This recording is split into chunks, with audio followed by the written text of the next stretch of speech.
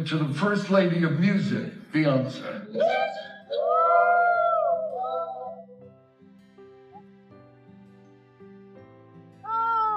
Of Grammy weekend, the anticipation for the big show on Sunday reached a fever pitch with just the mention of two names. We hear that Beyoncé and Jay-Z are opening the show. What's your reaction to that? About time. Ooh, that's going to be hot. That's going to be fantastic. I think that's awesome. You know, when you have two amazing artists that have great chemistry, to open up. If you've been paying attention to the music industry, then you already know there's a fierce battle over who will inherit the influence and power long associated with Clive Davis. While the public is still unpacking the controversies surrounding his legacy, Wendy Williams has now made an even more explosive claim that has people doing double takes. According to her, Beyoncé and Jay-Z are making calculated moves behind the scenes to position themselves as the next dominant power couple in the business. She even suggested they're using every connection and industry relationship available to make that vision a reality. And when you consider the headlines and scrutiny surrounding Jay-Z and Beyoncé this year alone, it's easy to understand why some believe controlling that level of influence would be invaluable.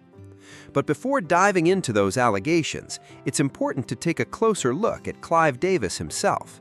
Across social media, many critics have questioned the role he allegedly played in the careers and personal struggles of stars like Phyllis Hyman, Aretha Franklin, Whitney Houston, while also accusing him of helping elevate figures like Diddy into positions of enormous influence. Some have even argued that the legendary reputation surrounding Clive may have been amplified far beyond what he actually deserved. Whitney Houston is often brought up as the perfect example. Although Clive worked with countless successful artists, Whitney remains the defining name most people associate with his career. Many believe she possessed once-in-a-generation talent that would have reached superstardom regardless of who signed her. In that view, Clive simply happened to be the executive standing in the right place at the right time. Reports have long claimed that he initially opposed Whitney starring in The Bodyguard, believing acting could distract from her music career. It was only after hearing the soundtrack's incredible potential that he reportedly changed his mind and fully embraced the project. Critics have also accused him of reshaping black artists to appeal more to mainstream audiences, a strategy they believe influenced many of his business decisions. That's one reason supporters of Phyllis Hyman argue she never fit comfortably into his vision because she refused to compromise her artistry or image. Others have pointed to singers like Shanice, Jennifer Hudson, Monica, Leona Lewis, and Deborah Cox, claiming there were repeated attempts to recreate Whitney's formula before eventually realizing that kind of magic simply couldn't be duplicated. Still, regardless of where people stand on Clive Davis's legacy, almost everyone agrees on one thing. His influence stretched far beyond his executive title at Columbia Records, making him one of the most powerful and protected figures the music industry had ever seen. Back in the 70s, 80s, 90s, and even the early 2000s, the media landscape was far more controlled than it is today, which made powerful executives even harder to challenge. Even during that era, reports surfaced that the FBI investigated him over alleged payola and heroin trafficking during the 1970s.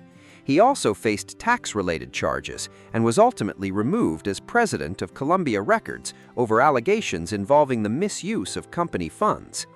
Today, one of the most controversial claims circulating online is the allegation that he mentored Diddy, shaping his rise to power and, according to critics, helping create a figure whose influence would later become one of the industry's biggest scandals. Talk about what Clive Davis did to Milli Vanilli, because those were young black men, but they looked a certain way and they were too pretty. But we have these big old fat black guys that can really sing, so we're going to have them sing, but we're going to put Milli Vanilli up. And then when it got discovered that the scam was happening, Clive Davis didn't lose a Grammy. Milli Vanilli did. Clive Davis wasn't shunned. Milli Vanilli was. Clive Davis went on and made Bad Boy, made J Records, gave Usher a record deal, built LaFace Records, did everything he wanted to do without any consequence or recompense to what he did to those young boys who were out front through no fault of their own, who were forced into that situation, and the fat black kids who were in the back. As Diddy's RICO case dominated headlines, rumors quickly spread that the federal raids may have served a bigger purpose than the public initially realized. Some online theories claimed the operation also helped shield potential connections leading back to Clive Davis and other powerful music executives who were allegedly becoming concerned about Diddy's growing controversies. Another claim making the rounds suggested that Clive may have encouraged Cassie to move forward with her lawsuit, which, according to the speculation, gave her the confidence to take such a major legal step because she believed influential people were standing behind her. If even a fraction of these allegations are true, then you have to wonder what other information still hasn't reached the public.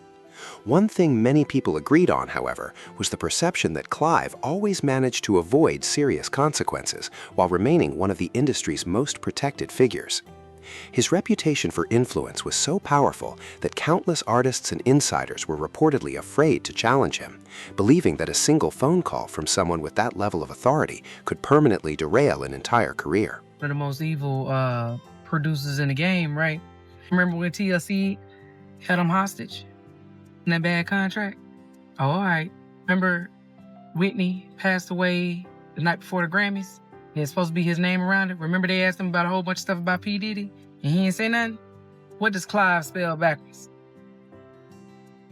Being in Clive's inner circle reportedly came with major advantages because artists who earned his support often received opportunities, promotion, and label resources that most musicians could only hope for. Now that Clive is no longer viewed as the industry's central power broker, the biggest question is, who steps in to fill that massive void? Wendy Williams has made it clear that, in her opinion, Jay-Z is already one of the biggest gatekeepers in the music business today. She argues that he successfully transitioned from rap superstar to powerful executive, partnered with Beyoncé, and together they built an empire where influence, business, and entertainment all work hand in hand. Whether you agree or not, there's no denying that Carters are treated like music royalty, and many artists seem eager to stay in their good graces, even when they've already built successful careers of their own. But lately, that untouchable image has started showing cracks in ways that are becoming harder to ignore. Sure, Beyoncé's fan base is fiercely loyal and always ready to defend her, but more people online have started questioning how the Carters allegedly operate behind the scenes. Nicki Minaj has repeatedly accused Jay-Z of shortchanging her after selling his stake in Tidal, claiming she was offered just $1 million for shares she believed were worth far more. She has also suggested that Jay-Z has used his influence to make things difficult for her music career, arguing that lingering tensions stem from the fact that Lil Wayne, Drake, and Nicki never signed with him. Rihanna's name has also been pulled into the conversation after claims that her Anti album leaked through Tidal during its rollout, allegedly bringing unwanted attention to the platform at a critical moment. Critics argue that the situation damaged the release of one of his biggest artists' albums, while ultimately benefiting the streaming service instead. Since then, some fans have pointed to Rihanna's long break from releasing albums as part of that larger conversation, even though many factors could explain the gap. Others have also criticized Jay-Z over decisions they believed conflicted with his public image, including his stance regarding Colin Kaepernick and his involvement in projects connected to the Barclay Center. Because Jay-Z grew up in the Marcy projects, some critics say they expected him to oppose developments they believed contributed to rising property costs and the displacement of longtime residents and local black-owned businesses. He don't like Drake. Jay-Z don't like nobody. And that's the word on the curb, Uncle Ho. They say you don't like nobody. If somebody starts to get a little too this, that, and the fourth, you making a call. You making a call. You making a call. That's all I'm saying. Everybody say you make a lot of... The jig is up. Yo, that was crazy. Everybody know. Everybody knows. We know that. Jay-Z's name has also been mentioned in online discussions surrounding the release of the Epstein files, with some people pointing to emails they claim referenced admiration for his business success. One widely shared claim centers on an email that allegedly suggested black protest movements had been softened because influential figures like Jay-Z had become part of the establishment, although those interpretations remain heavily disputed. The conversation becomes even more controversial when Beyoncé enters the picture. Over the years, she's been the subject of countless internet rumors, ranging from unfounded claims about witchcraft to accusations of borrowing ideas from other artists, none of which have been conclusively proven. There have also been long-running fan theories alleging that she and Jay-Z used their influence to limit competition and protect Beyoncé's position at the top of the industry, but those claims remain speculative.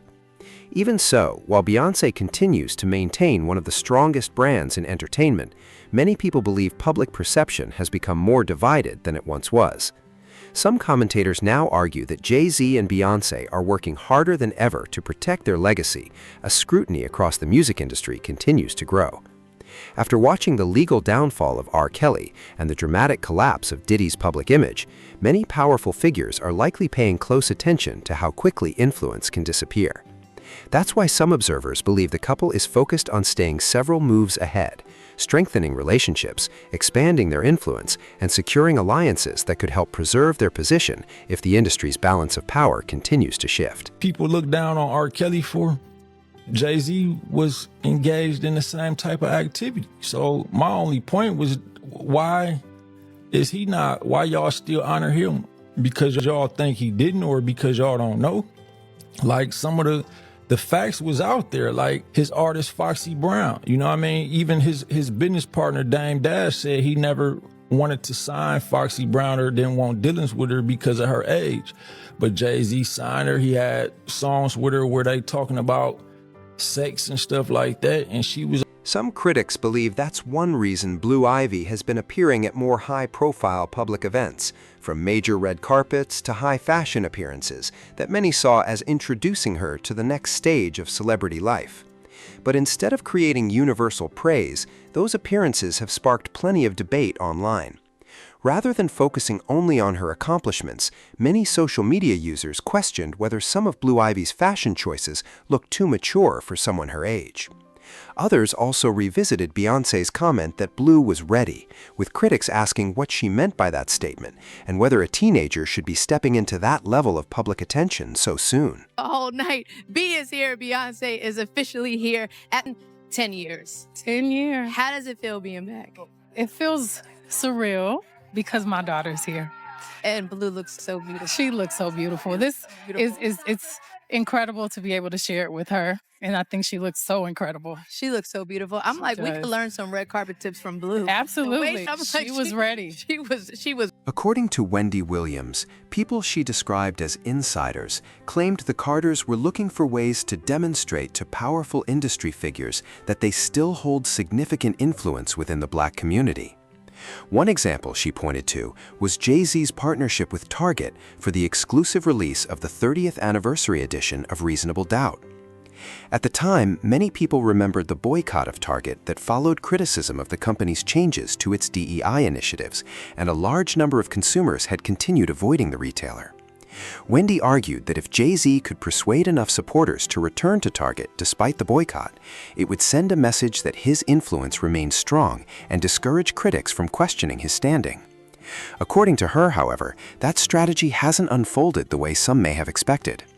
She claimed many people in the Black community simply weren't interested in following that lead and made it clear they had no intention of supporting what they viewed as another publicity move. Wendy also argued that the Carters have always approached business with a relentless hustle, something Jay-Z has openly embraced throughout his career, even referencing it in his music. But she suggested there's a limit to how much the public will tolerate before they begin questioning the gap between public messaging and behind-the-scenes business practices. In her view, it's difficult for celebrities to celebrate Black excellence on award stages while facing accusations from critics that they haven't always treated fellow artists fairly, though those allegations remain disputed. Wendy ultimately warned that if the Carters gained even more influence within the music industry, she believes the concentration of power would become even more concerning. Her overall argument was simple: no individual or couple should ever become so powerful that they appear completely beyond accountability.